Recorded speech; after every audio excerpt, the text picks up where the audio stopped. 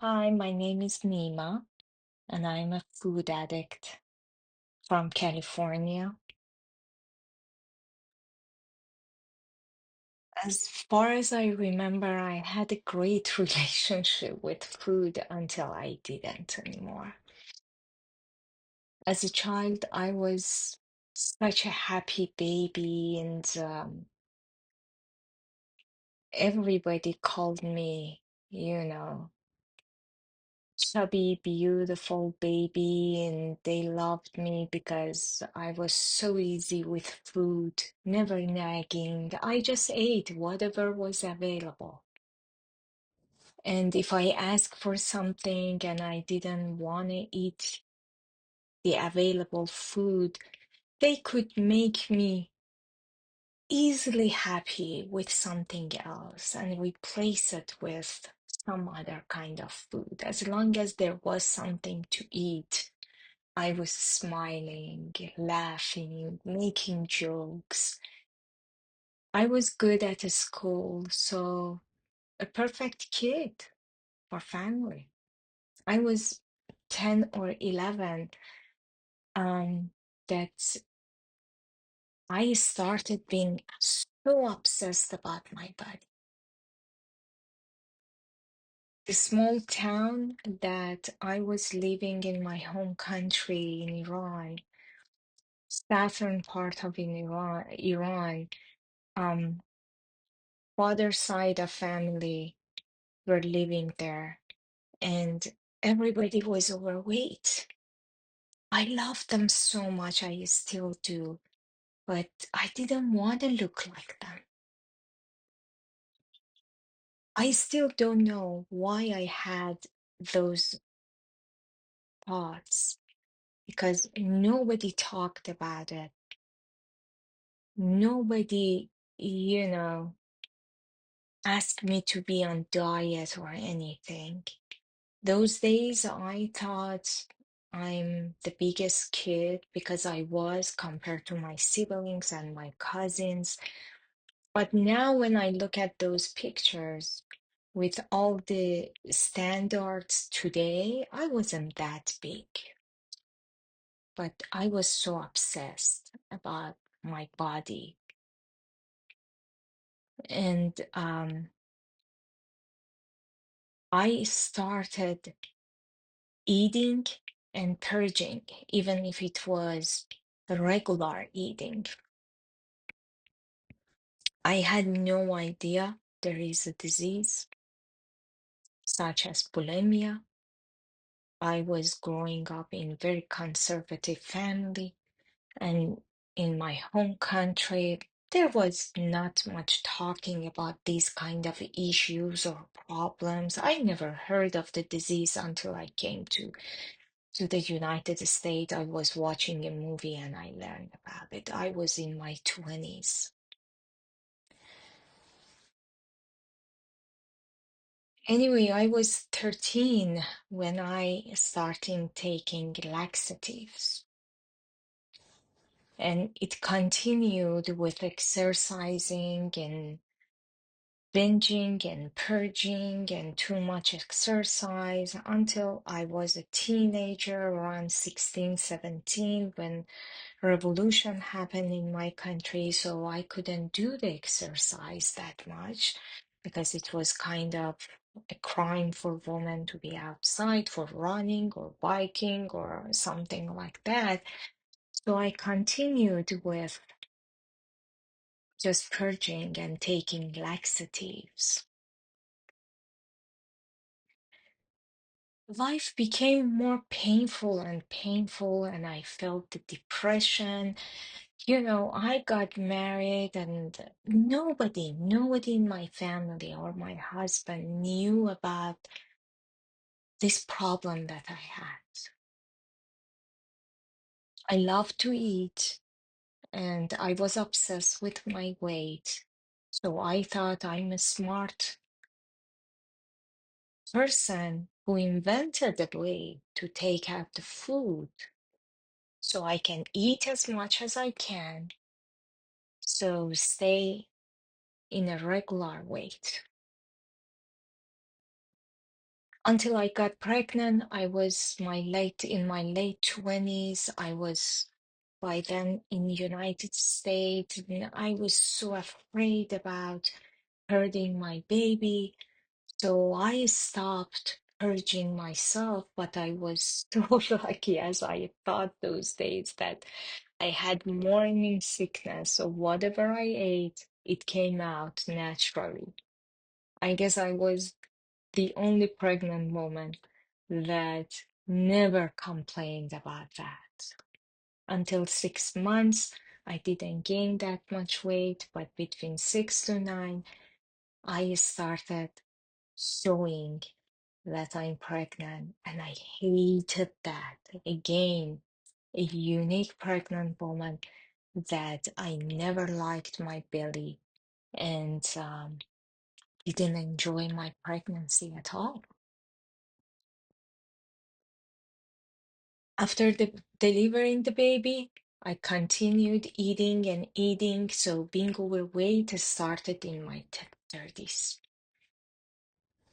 And it continued for the rest of my life, and it was painful. So I did everything that it was in the market, whatever it was in the market. And I didn't care about the price and how much I'm paying. I just wanted to be thin. I lost 5 to 10 pounds, the maximum of 15 pounds. And I gained it back plus more, never more than 15 pounds. And I knew I'm powerless. Physically, I was so sick by then, taking, 11 pills a day. Second pregnancy happened and I got bigger and bigger. Unbelievable. My height is 5'1", and I was weighing 200 plus. Physically so sick, emotionally even worse than that, being on depression medicine. And life in one word was miserable. I saw my doctor when I was 42, my primary care doctor. And she knew that I lost my father when he was 45. And she told me, Nima, you're not going to see your 45th birthday. You're going to die way sooner than that. I was so scared. Came out of that office crying. And I didn't know what to do. What else is there? So I made another appointment and I begged her for the surgery, bariatric surgery. I got approved for lap band. And by then I heard about OA meetings. I was attending regular OA meetings once a week, never had a sponsor because I thought there is nothing to ask for. I didn't see anyone that I like her recovery, and I never got the meaning of recovery. I was scheduled for the lap band surgery, and all my friends knew about it. There was a lady who knew me from one of my friends. We had mutual friends. She called me and she said, Nima, I heard that you're scheduled for surgery. Do you want to try these meetings? And I said, what are the meetings? She said OA90. I said, oh, I go into OA meetings. And I probably go back to those meetings after the surgery. She said, these are different. Do you want to just attend? It was January of 2007. And I thought, oh my God, she doesn't understand. I need something so strong, so powerful to stop me from eating. And these meetings are not going to help me. I thought lap band can stop me from eating, and nothing else can stop me. I was right in a way, I needed a power greater than me. But I didn't know that's not a lap band or anything that changes my stomach size. My stomach size wasn't my problem.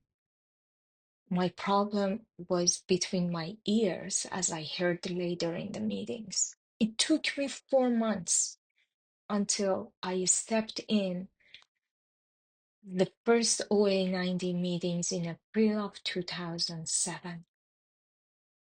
By then, I was scheduled for the surgery. I didn't like the program. I thought, oh, what does it mean to call themselves and introduce themselves as food addict? Maybe they are. I'm not. I went through the surgery, got lap band, and 2 weeks down and still in pain. I couldn't eat regular food yet, but I was crying in the middle of the kitchen, front of freezer for sugary icy stuff. And that was the night that I saw the addiction unmasked in front of me. So I crawled back to a OA90 meeting. And when they called for someone to read the tools of recovery, I raised my hand and I walked in front of the room and introduced myself as a food addict. I was powerless over food. And what a gift that I finally found out what's wrong with me, that I have a disease and I'm powerless over food, that my life became unmanageable. Of course, it wasn't easy to stay with a food plan, eating 3 meals a day, weigh and measure, but it was simple, so simple. I didn't need to count calories or, you know, up and down of the list of the food, make recipes. So I surrendered. It didn't come to me right away. Some people I heard that they stayed abstinent right away. It didn't come to me right away. First of all, with the lap band, I couldn't eat as much as others did, or the food plan that I got from my sponsor. But my sponsor helped me to adjust my food plan to be a right one for my body. Few months later, since I got some problems with the lap band, thank God it was removable. So I went back to operation room and they removed the lap band on February of 2008. I'm still in program. It's May of 2025. I had up and downs, but I stayed no matter what because there was no place else to go.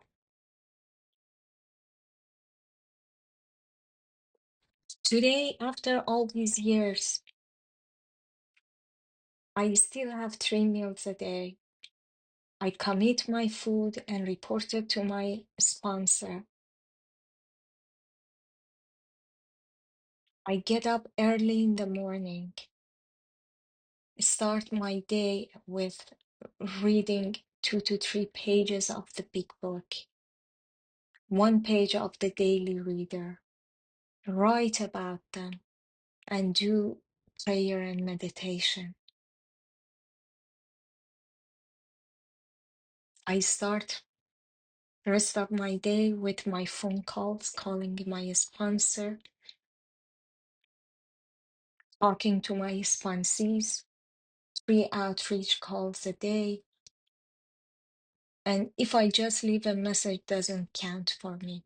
I make conversation with at least 3 people in program.